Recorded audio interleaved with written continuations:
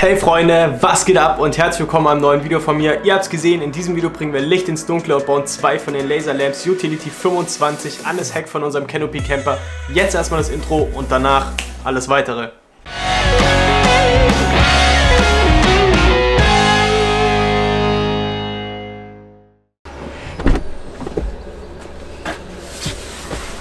Okay Freunde, bevor wir anfangen können, müssen wir ganz kurz noch zwei Dinge klären.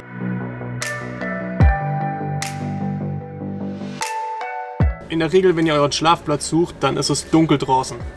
Mit dem normalen Rückfahrlicht seht ihr gar nichts. Das heißt, es ist komplett unnötig. Es muss immer jemand aussteigen, muss hinten mit der Taschenlampe leuchten oder so ein Zeug, damit man überhaupt irgendwas sieht, im Wald oder sonst irgendwas. Jetzt im Winter möchtet ihr im Prinzip die Standheizung drinnen laufen lassen und trotzdem eventuell draußen kochen. Wir zumindest kochen in der Regel draußen, vor allem auch wenn es schneit, regnet, sonst irgendwas und nicht drinnen. Dann braucht ihr halt irgendwie draußen Licht. Jedes Mal mit der Stirnlampe rumzurennen, macht keinen Sinn oder ist halt ein bisschen nervig. Im Sommer könnt ihr einfach die Tür hinten offen lassen, könnt diese LED-Leiste anschalten und habt komplett eure Ruhe und habt halt quasi richtig viel Licht. Im Winter ist es eher doof wegen der Standheizung. Dementsprechend braucht ihr halt draußen zum Kochen oder zum Leben um das Auto herum, braucht ihr einfach Licht. Unser Fahrzeug wird auch häufig dafür verwendet, um Hänger zu ziehen und Anhängerbühnen und so ein Zeug.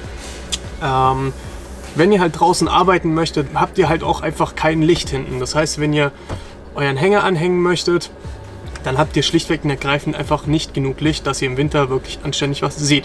Deswegen haben wir uns dazu entschieden, die Lampen hinten hinzubauen. Dann haben wir Licht zum Kochen, Licht, um außenrum zu leben und zu arbeiten und Licht, um quasi unseren Schlafplatz zu finden und oder rückwärts schön rein zu manövrieren. Und jetzt klären wir noch ganz kurz, warum Laserlamps. Es gibt ja einen Haufen Hersteller da draußen, die irgendwelche Lampen herstellen. Von wirklich richtig billig auf eBay oder sonst irgendwas bis zu richtig teuer und keine Ahnung, wie auch immer. Wir haben uns dazu entschieden, Laserlamps zu nehmen. Zum einen, weil Genesis Import das vertreibt und ich der Firma extrem vertraue und Genesis Import eigentlich quasi wirklich nur gute Produkte vertreibt. Nummer 1. Nummer 2, ich hatte die Möglichkeit, den Chef von Laserlamps selber kennenzulernen und mit ihm zu reden. Der Typ ist richtig cool und gewährt einem sehr viel Einblick in die Firma. Punkt Nummer 3, die ganzen Produkte werden in England hergestellt. Das heißt, die ganzen Produkte sind nicht irgendwelche billigen China-Nachbauten oder sonst irgendwas, sondern es sind extrem hochwertige, qualitative Lampen. Diese ganzen Lampen sind eigentlich für den Industriebedarf gedacht, für Waldarbeiten oder sonst irgendwas, für Rallye, für Geländefahrzeuge, wie in unserem Fall, oder sonst irgendwas. Das heißt, mit Laserlamp bekommt ihr halt einfach extrem hochwertige und sehr qualitative Lampen, die den harten Einsatz an Geländefahrzeugen aushalten und wirklich Heavy Duty sind. Deswegen haben wir uns dazu entschieden, Laserlamps an unser Fahrzeug dran zu bauen. Okay, ich finde, wir haben jetzt genug gequatscht und jetzt sollten mal Taten folgen. Das heißt, ich hole jetzt mal die ganzen Sachen raus und dann schauen wir mal, wo die Lampen hinballern.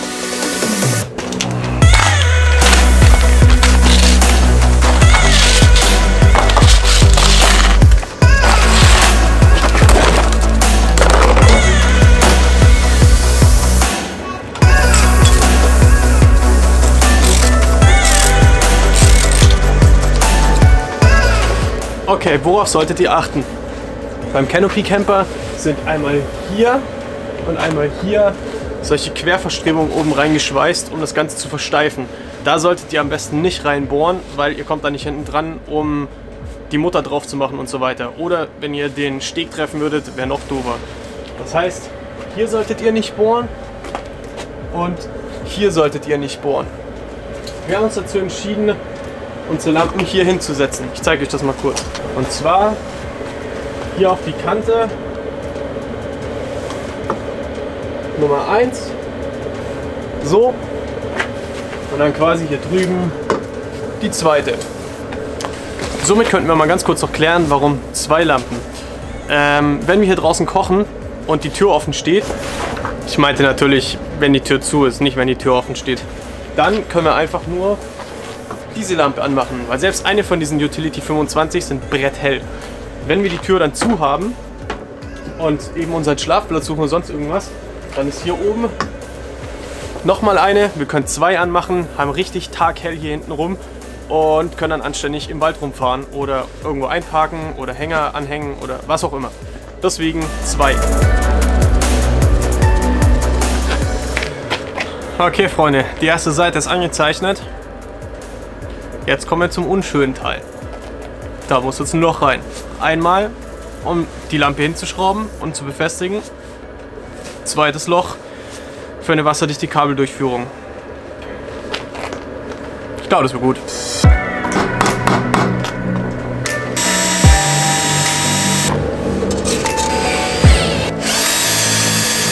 Okay, kommen wir mal ganz kurz zur Lampe. Ihr habt bei dieser Lampe mehrere Möglichkeiten, hinten diesen Aufnahmebügel zu montieren. Entweder für eine Wandmontage, das heißt, so seht ihr, könnt ihr an der Wand montieren und wegstrahlen, oder ihr könnt diesen ganzen Halter umdrehen, um es quasi stehend zu befestigen, nach unten. In unserem Fall habe ich den hier jetzt schon mal gedreht, weil ich es testen wollte. Wollen wir es ja hinten an der Wand hin montieren, damit es wegstrahlt und eben quasi nach unten strahlen kann. Okay, um den ganzen Halter oder das ganze Loch jetzt anständig dicht zu bekommen, damit da kein Wasser reinläuft, knallen wir den Halter jetzt mit Sikaflex voll und kleben und schrauben ihn dann quasi dran. Dann hebt er anständig, dann kommt kein Wasser mehr rein und das ist ja auch das, was wir quasi letzten Endes wollen.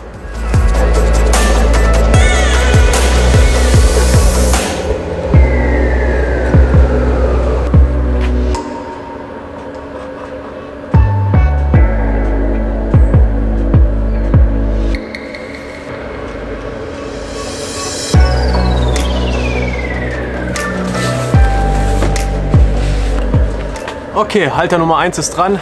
Jetzt folgt quasi die zweite Seite. Das Sikaflex wird jetzt erstmal noch nicht aushärten, wobei das bei solchen kleinen Schichten gar nicht so wild ist. Aber das könnt ihr auch bei solchen kalten Temperaturen verarbeiten. Das trocknet dann halt erst deutlich später. Aber es härtet auch bei solchen kalten Temperaturen aus. Man hat es jetzt schon gemerkt, dran gebappt und es fängt jetzt schon an auszuhärten. Also braucht ihr euch keine Gedanken machen.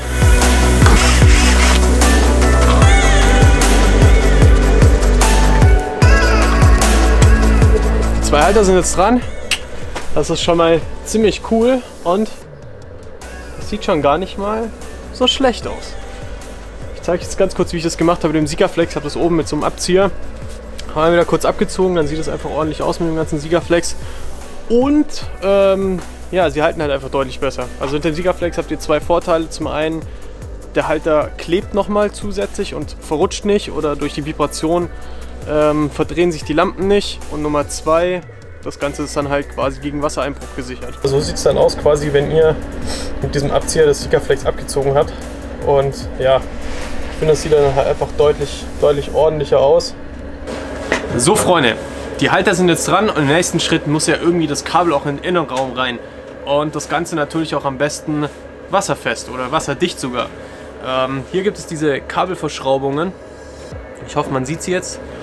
Und die werden wir so oben drüber setzen. Einfach quasi mit der Mitte. Das heißt, zwischen dem Kederprofil hier oben und dem Halter werden wir jetzt mittig hier rein diese Kabelverschraubung packen. Da können wir das Kabel dann einfach reinstecken, zuschrauben und dann ist es dicht. Das hat einmal hier hinten eine Gummidichtung, dass es plan aufliegt und da kein Wasser reinkommen kann. Und hier diese Verschraubung von dem Kabel ist auch wasserdicht. Das wird auf jeden Fall der nächste Schritt sein.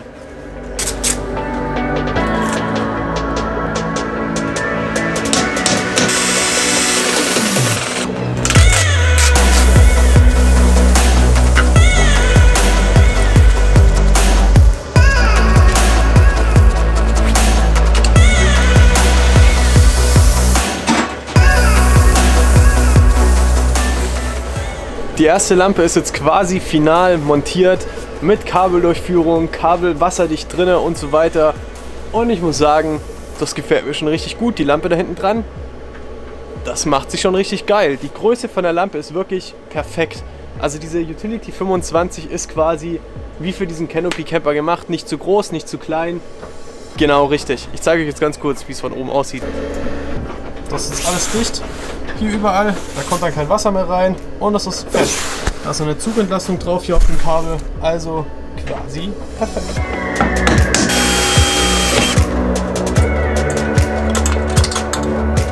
Es gab ja verschiedene Mittel und Wege, quasi diese Lampen anzusteuern. Jetzt werde ich erstmal in Anführungszeichen eine Übergangslösung fahren mit Schaltern hier hinten drinne, aber natürlich möchte man ja auch zum Rückwärtsfahren vorne was haben. Wahrscheinlich wird irgendwann die Entscheidung auf ein ARB-Link-System fallen. Allerdings aktuell noch nicht, weil ich jetzt erstmal gucken muss, wie viele Lampen wir ringsrum noch verbauen und was hier alles noch mit drauf kommt mit Kompressor und so weiter. Und da muss ich mich dann quasi erstmal mit auseinandersetzen, was ich alles möchte und was das beste System dafür ist. Genau, vorübergehend werden wir jetzt erstmal hier ein Schalterpanel reinbauen hinten, wo ich noch ein paar andere Sachen mit steuern kann. Und genau, das werden wir jetzt auf jeden Fall als nächstes tun. Im nächsten Schritt kümmern wir uns um die Elektrik und ich habe jetzt hier schon mal das Bedienpanel eingebaut. Kann man jetzt hier rausnehmen. Das Ganze sieht so aus. So sieht es von hinten aus. Da werden wir jetzt die ganzen Sachen anschließen. Wir brauchen natürlich von vorne bis hierhin ein Kabel von der Batterie, das auf die Dinger Strom drauf kommt. Dann wird hier zwischendrin in dem Schalter das Ganze unterbrochen, dass Sie quasi sagen können, Strom fließt oder Strom fließt nicht. Logischerweise ist halt Funktion von einem Schalter. Und dann ist da noch ein dritter Stecker quasi, der ist, dass diese LEDs vorne leuchten, wenn Strom durchfließt.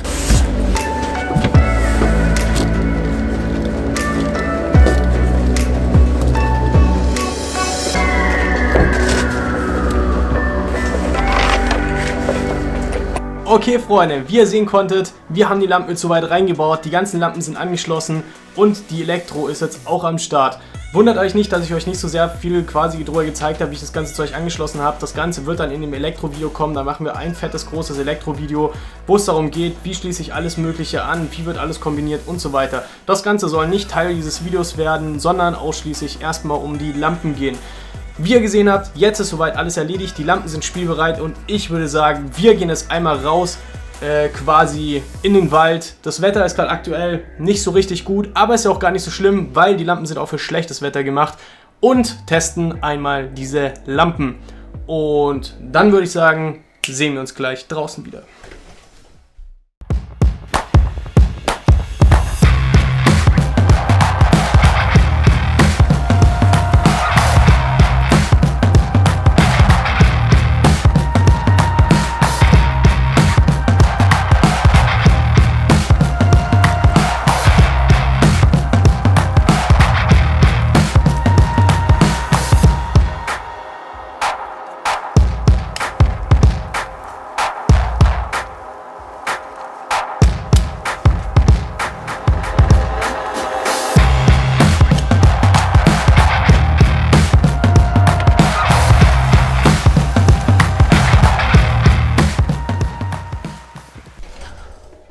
Wow, Freunde, was soll ich sagen? Die Lampen sind mega, mega der Brecher. Ich würde sagen, wir ziehen ein kleines Resümee über diese Lampen. Im Prinzip habe ich es euch gerade schon gesagt, ich bin mega begeistert davon. Der Output, was aus diesen kleinen Lampen rauskommt, ist mega, mega krass. Also ich bin total begeistert davon. Die Lampe, habe ich schon mehrmals im Video selber erwähnt, ist eigentlich quasi wie für den Canopy Camper perfekt gemacht. Von der Größe her passt sie perfekt da hinten hin. Sie wirkt nicht zu groß, sie wirkt nicht zu klein. Für ihre Größe kommt richtig viel Licht aus dieser Lampe raus. So wie ich es quasi geplant habe, ist es perfekt aufgegangen. Ich habe zwei Lampen, einmal links, einmal rechts. Wenn ich einfach nur zum Arbeiten richtig viel Licht brauche, dann mache ich beide Lampen an und habe quasi den ganzen Wald oder halt zumindest alles hinterm Auto erstmal taghell. Zum rückwärts einparken irgendwo, perfekt dafür geeignet, Freunde. Wirklich super, ihr müsst nicht mit einer Taschenlampe hinten rumrennen oder sonst irgendwas. Wenn die Türe hinten zu ist und ihr draußen am Kochen seid oder am Arbeiten oder sonst irgendwas und trotzdem eure Markise offen habt, dann macht ihr nur die eine Lampe an und habt perfekt Licht an der Ecke zum Kochen, zum Arbeiten, was auch immer. Somit muss ich sagen, diese Lampen finde ich richtig, richtig, richtig gut gelungen. Kommen wir zur Verarbeitungsqualität. Die Verarbeitungsqualität ist der Hammer. Das Kabel, was dazu, also die Zuleitung quasi von dem Kabel, ist wirklich perfekt. Das ist richtig geil, richtig schön dicke Ummantelung. Das heißt, das Kabel wird euch auch nicht in 2 Tagen wegrotten oder sonst irgendwas, auch nicht in einem Jahr. Daher wirklich 100 Punkte für die Verarbeitungsqualität der Lampe. Mega, mega geil. Die Lampe an sich, mega cool, das Licht, super geil. Im Prinzip, Freunde, was soll ich euch noch mehr dazu sagen? Die Lampe ist mega, mega cool. Das waren jetzt im Prinzip die ersten Laser Lamps für unser Auto. Ich muss sagen, ich bin super zufrieden damit und ich kann euch versprechen, es werden noch mehrere Lampen kommen. Von Laser Lamps gibt es ja die fetten Lightbars für oben, es gibt ja die für den Ford Ranger, für den Kühlergrill. Seitlich müssen auch noch Lampen hin. Also ich kann euch sagen, Freunde, da werden noch die ein oder anderen Lampen folgen für unser Auto. Und somit, Freunde, würde ich sagen, war es auch schon wieder. in diesem Video. Ich hoffe auf jeden Fall, dass euch das Video gefallen hat und dass das Video informativ war. Wenn das der Fall sein sollte, würde ich mich riesig freuen, wenn du mir einen Daumen nach oben geben würdest. Wenn du meinen Kanal noch nicht abonniert hast, dann jetzt nicht vergessen auf Abonnieren zu klicken und nicht vergessen die Glocke zu aktivieren, weil dann wirst du eigentlich jeden Sonntag benachrichtigt, wenn wir unser neues Video hochladen. Und dann bleibt mir nichts anderes zu sagen, wie ich bin raus aus diesem Video. Haut rein, Freunde. Vielen Dank fürs Anschauen. Wir sehen uns nächste Woche und ciao.